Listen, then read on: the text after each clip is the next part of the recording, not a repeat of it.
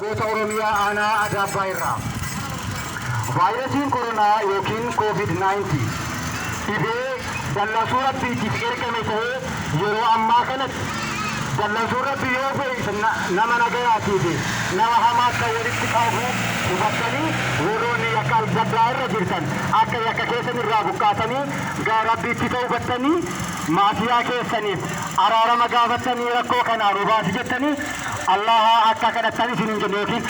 hundi keessanuu kan amantii hundaatu rabbii keessan akka kadhatan akka amantii keessaniif dhibeen vaayirasii koronaa yeroo addunyaan anatu si oli anatu si bulcha anatu si onkura jedhee irree ofii walirratti mul'isuu eegale keessatti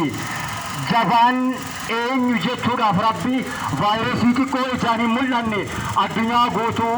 sodaachisee godhatti galchee jira. Warri ammaan dura miskiinnan mana fixaa turan hunduu amma akka golaan baane akka manaan baane manaan bayinaa jedhanii walitti labsanii hundatti galanii jiran warri duraan rabbi ofiin jedhaa tures akka rabbiin isaanii olii jiru hubatanii jiran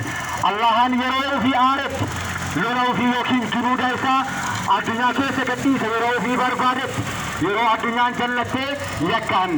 dacheen kun baddee keessatti vaayirasii xiqqoo ijaan hin mul'anneen addunyaa guutuu shororkeessee